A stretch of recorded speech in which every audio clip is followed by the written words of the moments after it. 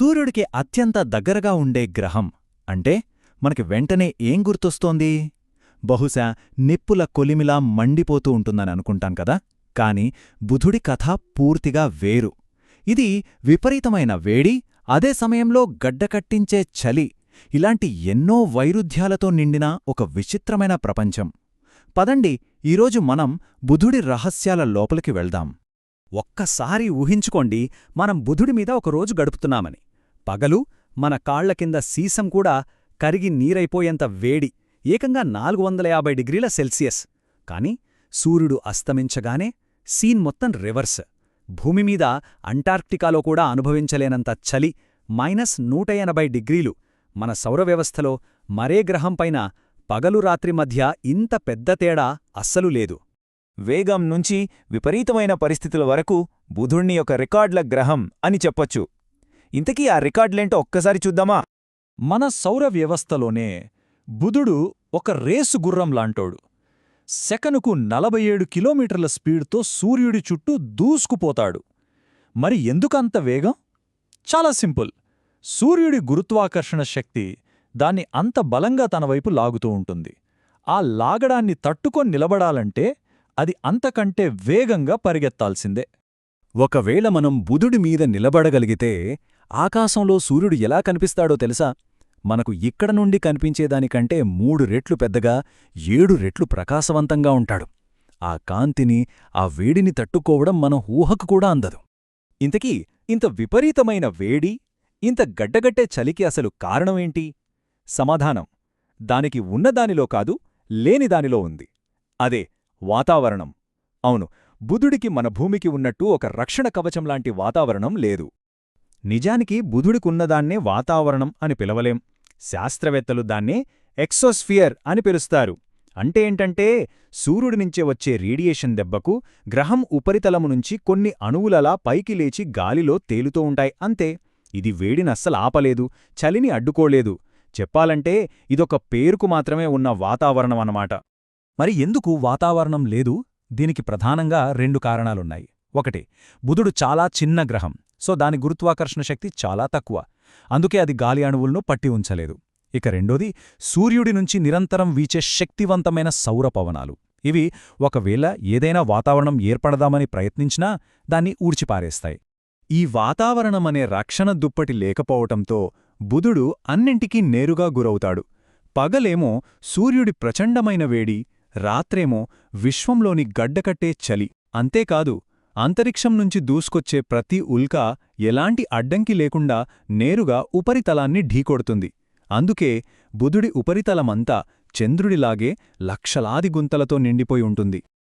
బుధుడి వింతలు కేవలం ఉష్ణోగ్రతతోనే ఆగిపోలేదు. ఇప్పుడు దాని బరువు గురించి మాట్లాడుకుందాం. చూడటానికి చిన్నగా కనిపించే ఈ గ్రహం మనం ఊహించిన దానికంటే చాలా బరువుగా ఉంటుంది. ఈ చిన్న భారీ బరువు వెనక ఒక పెద్ద రహస్యమే దాగుంది. ఒక విషయం గుర్తుంచుకోవాలి, బుధుడు మన సౌరవ్యవస్థలో అన్నింటికన్నా చిన్న గ్రహం. సహజంగానే చిన్నగా ఉంది కాబట్టి తేలికగా ఉంటుందని అనుకుంటాం.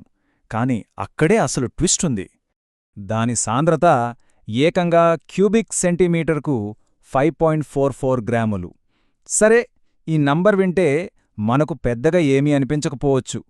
కాని సౌర వ్యవస్థలోని మిగతా గ్రహాలతో పోల్చినప్పుడు దీనసలు బరువు బయటపడుతుంది.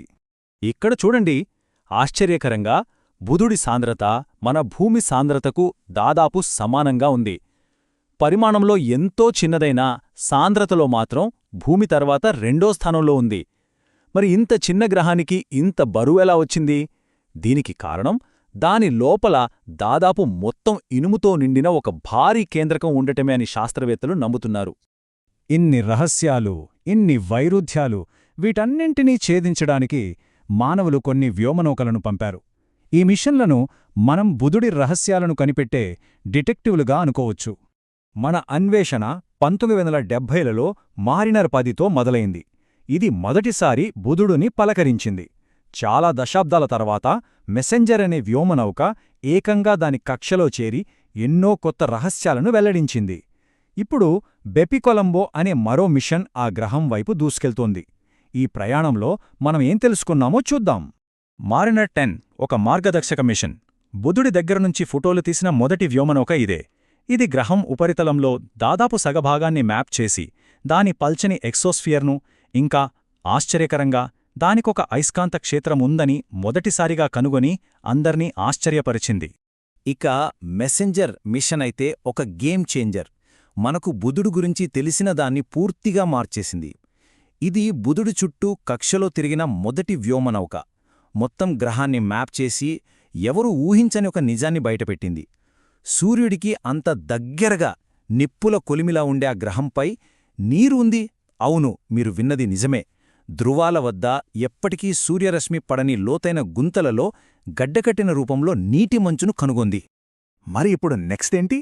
యూరప్, జపాన్ కలిసి పంపిన బెపికోలంబో వ్యోమనౌక ప్రస్తుతం బుధుడు వైపు ప్రయాణిస్తోంది. 2025లో అదక్కడికి చేరుకోనుంది. దాని లక్ష్యం ఇంకా లోతైన ప్రశ్నలకు సమాధానాలు వెతకడం. అసలు బుధుడి అయస్కాంత క్షేత్రం ఎలా ఏర్పడింది, దాని లోపలింకా ఏముంది, ఇలాంటి ఎన్నో చిక్కుముళ్లను విప్పబోతోంది. సో బుధుడి కథ ఇంకా పూర్తి కాలేదు. ఇది ఇంకా కొనసాగుతూనే ఉంది. 2025లో బెపికొలంబో అక్కడికి చేరాక ఈ చిన్న గ్రహం తనలో దాచుకున్న చివరి రహస్యాలను కూడా బయటపెడుతుందా? ఈ వైరుధ్యాల గ్రహం నుండి మనమింకా ఏం నేర్చుకోబోతున్నామో కాలమే చెప్పాలి.